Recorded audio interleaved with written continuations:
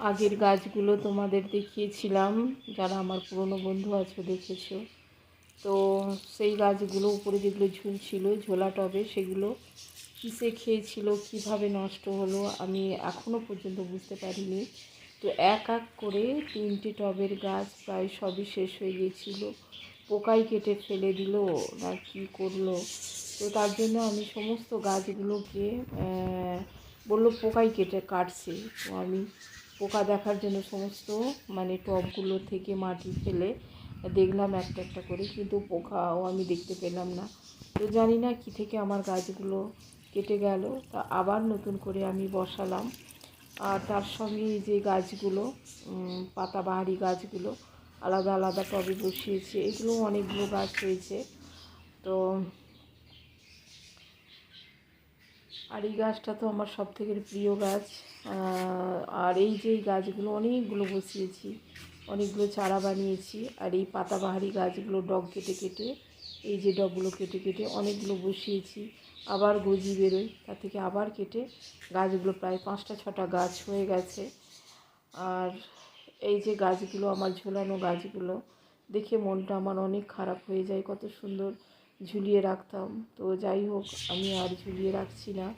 দেখা যাক, আমি গাছগুলো এখন অন্য জায়গায় রেখে দিচ্ছি, পরে দেখা যাবে আমি ওখানে রাখবো কি না।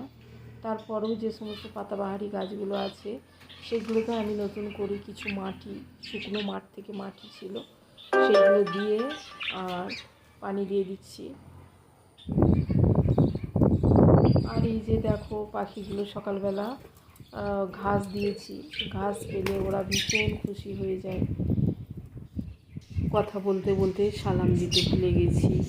আসসালামু আলাইকুম আমার প্রিয় ভাই বোন বন্ধুরা। আশা করছি আমার এই ভিডিওটা যে যেখান থেকে দেখছো, আল্লাহর রহমতে তোমরা সকলেই ভালো আছো। আলহামদুলিল্লাহ, আমরাও সবাই ভালো আছি। আর মহান রব্বুল আলামিনের কাছে দোয়া করি আমরা যেন সবাই ভালো থাকি, সুস্থ থাকি এবং নিরাপদে থাকি। আর বাংলাদেশের জন্য অনেক অনেক দোয়া রইল। পাখিগুলোকে দেখলেও মনটা অনেক ভালো হয়ে যায়। তো সারাদিন কাজকর্ম করার পর দুপুরবেলা সেরকম কিছু রান্নাবান্না হয়নি, সাধারণ যাই হোক রান্না করেছিলাম। দুপুরবেলা ঠিকমতো খাওয়া দাওয়া হয়নি। আর তাই সন্ধ্যাবেলা কী করলাম, মেয়ে বললো যে বাটার চিকেন বানিয়ে দাও। তো বাটার চিকেন বানাতে গিয়ে দেখলাম যে টমেটো নেই বাড়িতে।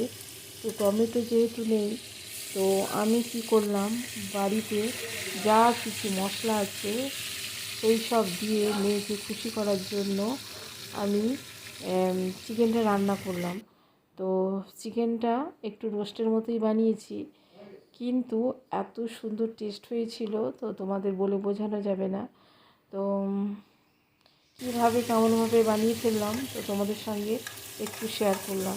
তাই এইভাবে রান্না করছি, সেই মেয়ের মন বলে আমি বাটার চিকেন খাবো, বাটার চিকেন খাবো।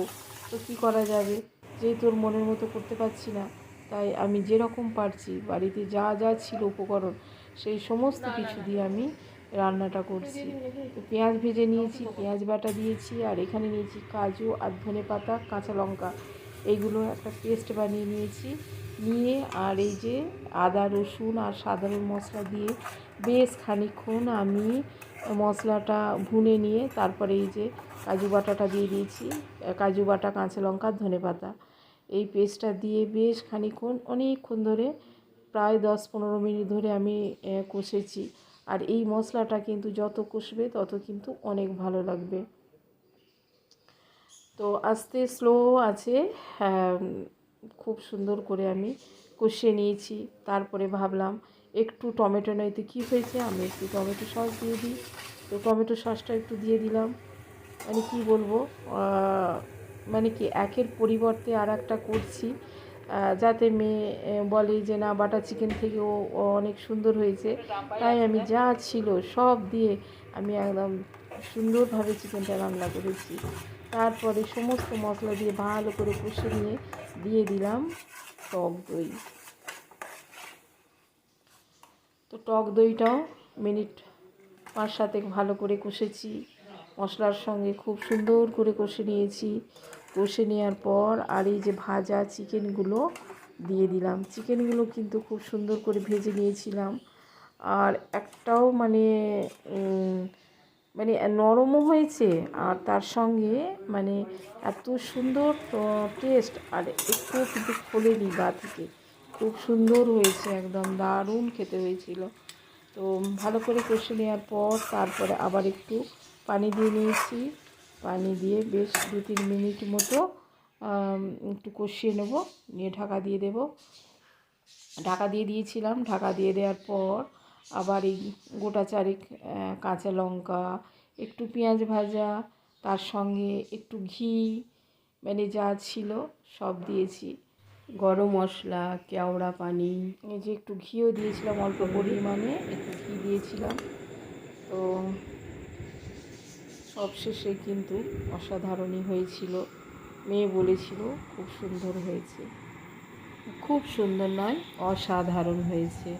তো আমি বললাম কি, বাটার চিকেন তো ভালো হয়েছে তো? বলছে হ্যাঁ, বাটার চিকেন তো আলাদা টেস্ট হয়, এটার কিন্তু আলাদা একটা টেস্ট, এটাও কিন্তু দারুণ হয়েছে। যাক, আমিও খুশি হলাম। তো যাই হোক, আমরা রাত্রি ডিনারটা সেরে নেব। আর আমার প্রিয় ভাই বোনেরা যারা এতক্ষণ পর্যন্ত আমার ভিডিওটার সাথে আছো, প্লিজ একটা লাইক দিয়ে দাও। আর কি বলবো, শেষ পর্যন্ত এটুকুই বলি, প্রিয় বাংলাদেশের ভাই বোনেদের জন্য মনটা অনেক ব্যাকুল হয়ে আছে। ভিডিও দিতে ইচ্ছা করছে না, তবুও কি করব, মাঝে মাঝে দিচ্ছি। সত্যি বলছি, মনটা খুবই খারাপ হয়ে আছে। আর আমি তো সবসময় দোয়া করছি যেন সব কিছু ঠিক হয়ে যায়। আর আজকে একটা রফিক ভাইয়ের ভিডিও দেখলাম, তো সেই সমস্ত খবরগুলো তুলে ধরেছে।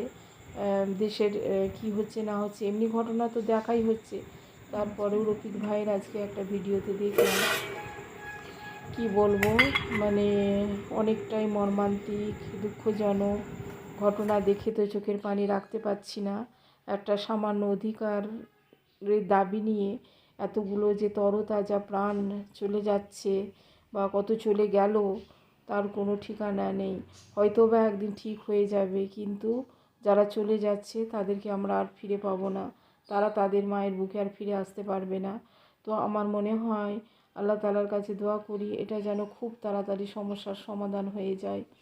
আর এই সামান্যতম ঘটনাটা, মানে এই দাবিটুকু আলোচনা করে এর সমস্যার সমাধান করে নিলে হয়তো এত তরতাজা প্রাণগুলো যেত না। অনেক দুঃখিত এবং অনেক মর্মাহত বাংলাদেশের জন্য। আল্লাহ তাআলার কাছে দোয়া করি সব যেন ঠিক হয়ে যায়। আর যেসব ভাইরা এই শহীদ হয়ে গেল, তাদের জন্য মন থেকে দিল থেকে দোয়া করি, তারা যেন জান্নাতুল ফেরদৌস নসিব করে। তার মায়ের কোল খালি হয়ে গেছে, সেই বাবা মায়েদের ধৈর্য ধরার তৌফিক দান করুন, আমিন আমিন। তো ভিডিওটা যদি কোনো অংশ ভালো লাগে, ভিডিওটা লাইক আর সাবস্ক্রাইব করে আমার পাশে থেকো। তো মেয়ের জন্য বাটার চিকেন বানাতে গিয়ে অসাধারণ দুর্দান্ত একটা রেসিপি বানিয়ে নিয়েছি। তো এই রেসিপিটার কি নাম তো আমি জানি না। তো এইভাবে রান্না করে খুব ভালো লাগলো। তো তোমরাও পারলে এইভাবে রান্না করতে পারো রুটি দিয়ে, বিশেষ করে রুটি পরোটা লুচির সঙ্গে একদম জমে যাবে।